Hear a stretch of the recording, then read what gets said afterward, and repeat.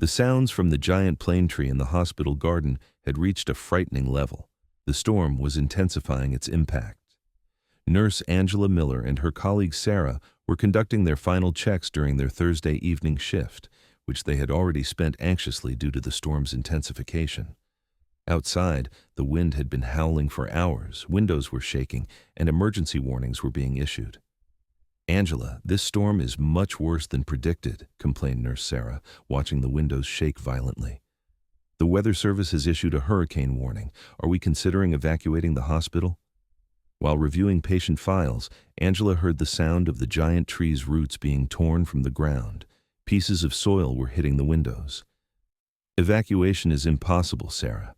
We have 12 patients in critical condition. We can't transport them," she said with concern. At that moment, a terrible cracking sound came. The giant plane tree fell toward the main power lines and hit the ground with a terrible crash. The hospital was suddenly plunged into darkness. The emergency generator tried to kick in, but the storm's damage was too severe. Red alarm lights began flashing intermittently. "Angela! Water is entering the basement! The electrical systems have collapsed!" shouted Technician Mike over the radio. But Angela was already taking action because those emergency alarms and disaster scenarios were not foreign to her. As she ran to the intensive care unit, her movement completely changed. Her walk changed. Her approach to crisis was different, as if she had become a completely different person. And in the next 6 hours, everyone at St. Mary Hospital would learn who Nurse Angela Miller really was. Because some people wear nursing uniforms, but he actually learned to save lives in disaster zones. Welcome to Hidden Legends. Before diving into this incredible story, tell us in the comments what city you're watching from and hit that subscribe button. Angela Miller was St. Mary Hospital's most reliable intensive care nurse. The 31-year-old blonde had been working at the same institution for 3 years. She delivered perfect performance every shift, systematically organizing medical equipment and maintaining perfect coordination with doctors. With her golden blonde hair always neatly pulled back, Angela displayed a professional but compassionate approach toward patients. Her blue eyes carefully monitored every medical procedure, and the determination of her hands provided confidence during critical moments. Angela's intensive care team consisted of Chief Physician Dr. Brown, Anesthesiologist Dr. Thompson, and Assistant Nurse Sarah Wilson. Brown was a respected 48-year-old doctor with 18 years of experience, specialized in emergency medicine. Thompson was a meticulous 45-year-old specialist who had been applying anesthesia at St. Mary's for 14 years. Angela's patient care approach was far above standard nursing protocols. During patient monitoring, while others performed routine checks, she organized medical equipment with military discipline, planning every detail in advance. "Where did you learn this systematic approach?" they would ask. "Experience," Angela would say briefly. Angela's equipment management was distinctly different from her colleagues. She would check medical devices as if preparing for a battlefield. She would organize emergency supplies as if preparing for a critical operation. "We're just nurses, Angela, not a disaster team," they would joke. Angela Miller had joined the Army at age 19. When she joined the Army, she chose the Disaster Medicine Specialist program. After basic military training, she was selected for specialized medical training. The Army's disaster medicine program was an intensive 18-month medical training process. Medical intervention under disaster conditions, saving lives with limited resources, medical operations under multiple patient management. Angela ranked in the top 5%. A disaster medicine specialist is not just medical personnel, her training commander had said. You are the person making life and death medical decisions. You will keep critical patients alive even during power outages. The most challenging part of her training was medical operations in natural disaster zones, medical intervention during power outages, complex patient care with basic instruments. Angela had gained extraordinary abilities in these areas. In her first assignment, she was at a hurricane disaster hospital in Louisiana. Medical operations in disaster zones, rescuing critical patients in floodwaters. Angela's most critical intervention was saving a patient whose respirator had failed during a power outage through manual ventilation. In her second assignment, she was with a fire disaster medical support team in California. Medical support in fire zones, emergency medical interventions after smoke inhalation. The techniques she learned during these assignments were methods never used in civilian hospitals. Her third assignment was classified medical operations after the hurricane in Puerto Rico. Medical assistance in disaster operations, medical support for special teams. Angela had now reached medical expert level under all disaster and operational conditions. Over 9 years, Angela had successfully completed 156 critical disaster medicine operations. So why had she left the Army to become a nurse? This story was more complex. PTSD, adjustment issues, civilian life challenges. Angela's transition hadn't been easy. High-stress medical work felt familiar, but civilian procedures were different, and this tension would explode today. After being discharged in 2021, Angela had transitioned to the civilian healthcare sector. She had used PTSD rehabilitation, adjustment counseling, and career transition support. Intensive care nursing had been an ideal choice. When St. Mary Hospital hired her, she was overqualified. Nursing degree, 9 years of military disaster medicine experience, disaster medicine certification, but the hiring committee hadn't asked detailed questions. "I've always wanted to work in critical patient care," Angela had said, and this time she was completely sincere. Daily work was easy compared to disaster medicine, patient care, doctor assistance, medical monitoring. But Angela was doing much more. She evaluated every case from a disaster medicine specialist's perspective. "Angela, how do you understand medical procedures so well?" her colleague Sarah would say. "Observation," Angela would reply. "Every case is educational." When the Thursday evening shift began, there were weather warnings at St. Mary Hospital. There were 12 critical patients in the intensive care unit. Angela and Dr. Brown had started storm preparations since 2 p.m. in the afternoon. Generator tests were conducted, emergency equipment was checked, flood prevention measures were taken. When it passed 7 p.m. in the evening, the storm's intensity began to increase. The most critical was 62-year-old Robert Thompson's condition. He was on mechanical ventilation support due to respiratory failure. If the power went out, he would die within 20 minutes. Angela and Sarah had been preparing for the storm for 8 hours without stopping. Signs of tension were clearly visible in both of them. The sound of the storm was gradually increasing, and Angela's reflexes had become more careful than normal. "Angela, this storm is much worse than predicted," Sarah said anxiously, looking out the window. Angela assessed the situation. The storm's condition was worrying, but the lives of 12 critical patients were at stake. "Sarah, I can provide coordination. We'll handle this together," she said supportively. When the trembling of the trees in the hospital garden increased, the seriousness of the situation became apparent. Fluctuations in the electrical system, problems with the main generator. This storm was one of the most challenging disasters in the hospital's career. "Angela, this is very dangerous, Doctor," Brown said anxiously. 12 critical patients and the electrical system is unreliable." The storm began. Dr. Brown's experience kicked in, but anxiety also showed its effect. His hand trembled slightly as he tried to control the first power outage. "Doctor, would you like to calm down a bit?" Angela asked with concern. "No, we must continue." "The patients can't wait, Doctor," Brown said with determination. In the second hour, the storm intensified even more. The wind speed was greater than expected. Dr. Brown was constantly worried, having difficulty breathing. At the end of the third hour, they reached the most critical stage. They needed to try to protect the main electrical system. Robert Thompson's ventilation support was at a critical level. "Angela, this electrical system is very sensitive, Doctor," Brown said with a report paper in his hand. "We must not make any mistakes." At the most critical moment of the storm, while trying to control the electrical systems, terrible sounds began coming from the giant plane tree.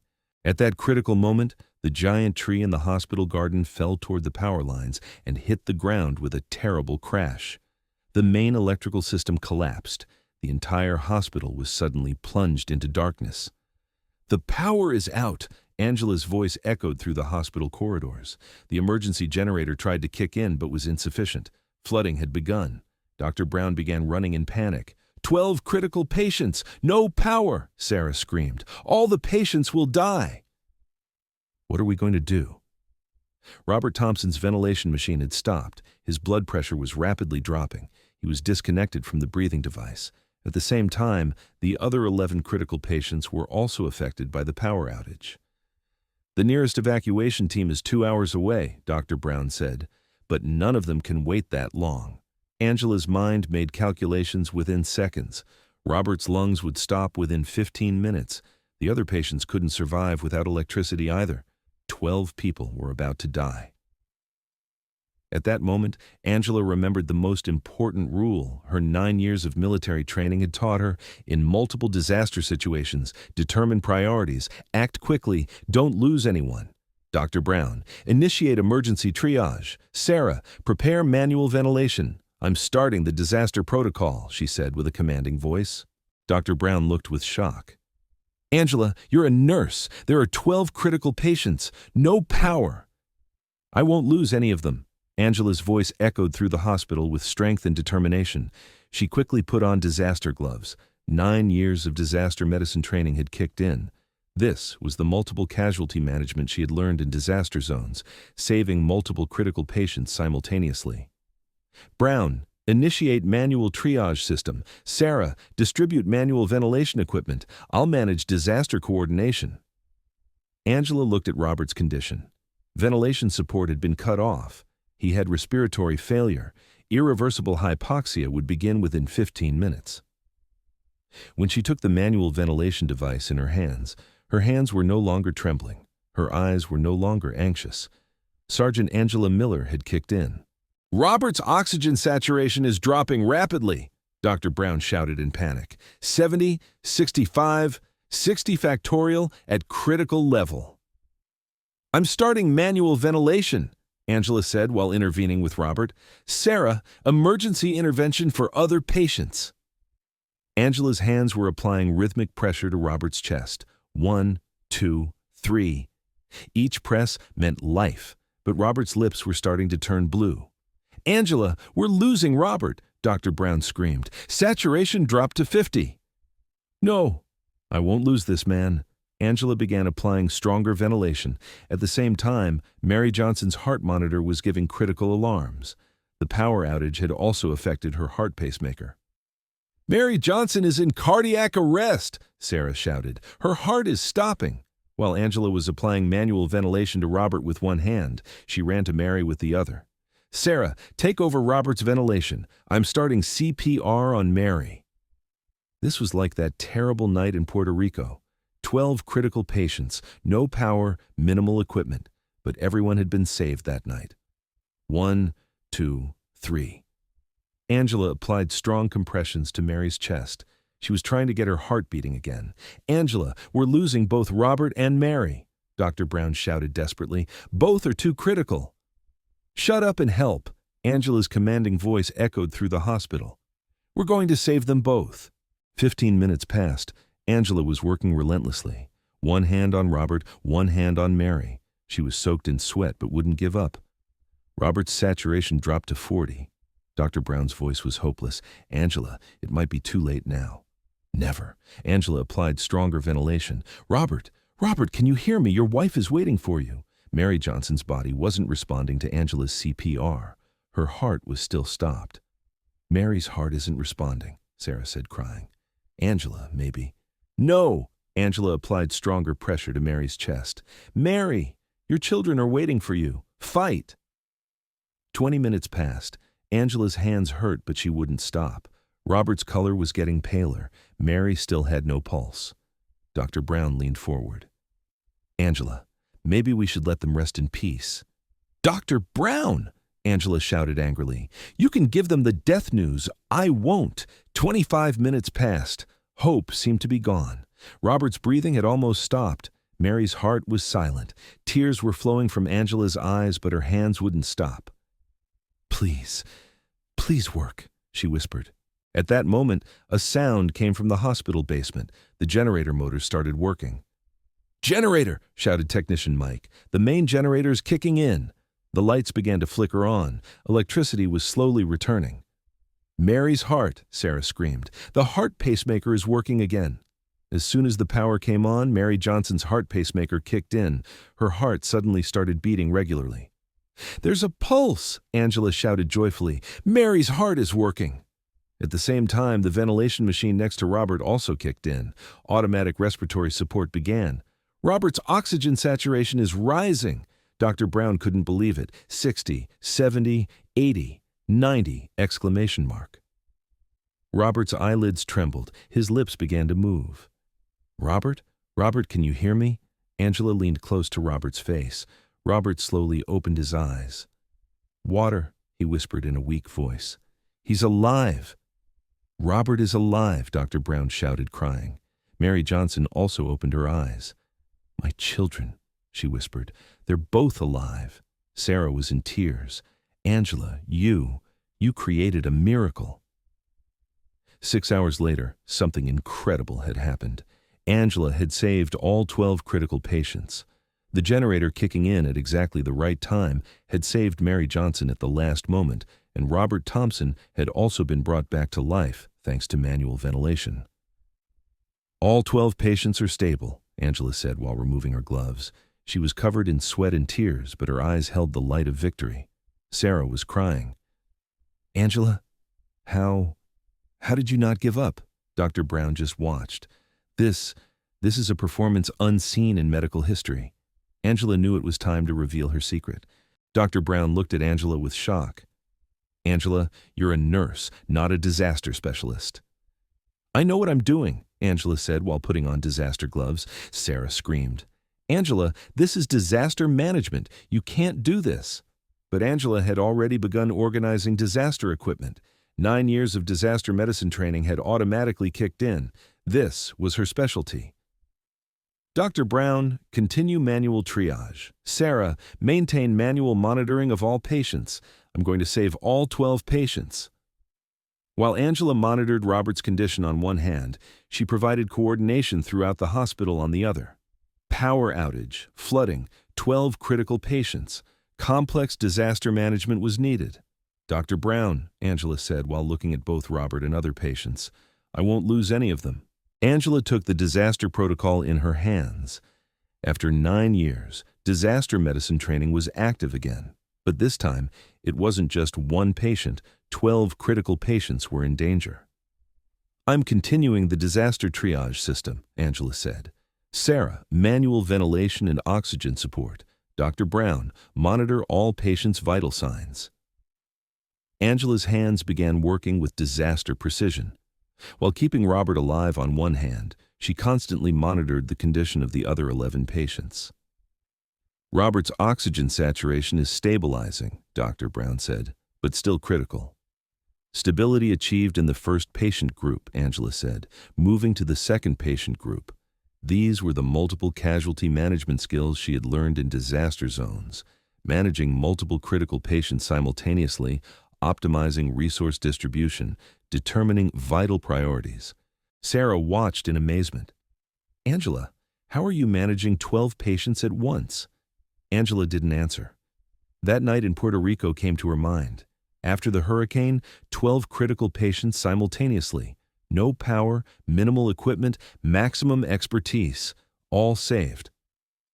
"Dr. Brown," Angela said while coordinating all patients, "pay attention to manual monitoring. We'll continue until the power comes back." After 6 hours, Angela had delivered an incredible performance. All 12 critical patients had been stabilized with manual methods. "All patients are stable," Angela said while removing her gloves. Dr. Brown couldn't believe it. "Angela, this is an incredible performance. How did you manage 12 critical patients simultaneously?" Sarah was still in shock. "Angela, you're a real disaster specialist." Angela knew it was time to reveal her 3-year secret. "I served 9 years in the U.S. Army as a disaster medicine specialist," Angela said. "Multiple patient management, disaster zone medicine, saving multiple critical patients simultaneously." The next morning, there was a big change at Saint Mary Hospital. Angela's story reached hospital management. Chief physician Dr. Wilson called an emergency meeting. "Angela, last night's performance was extraordinary, saving 12 critical patients simultaneously with manual methods." "Thank you, doctor." "Wilson, but you need to learn my real identity," Angela said. Angela explained her situation. 9 years of military disaster medicine experience, disaster zone medical expertise, multiple patient management, disaster medicine leadership. Dr. Wilson was surprised. "You're our hospital's most valuable asset. Would you manage the disaster coordination department?" Angela hesitated. "I prefer to stay in patient care."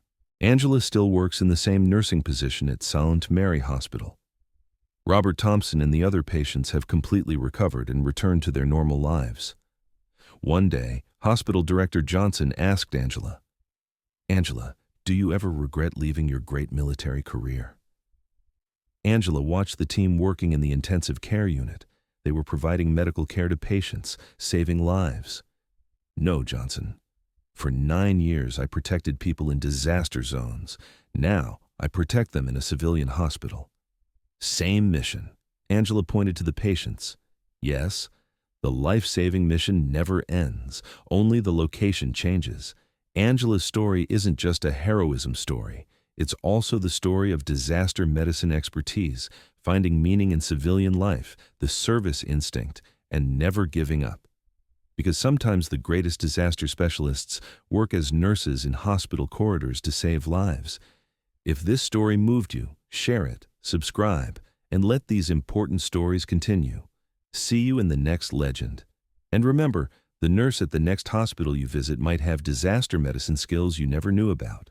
Real protectors change their uniforms but never abandon their duties.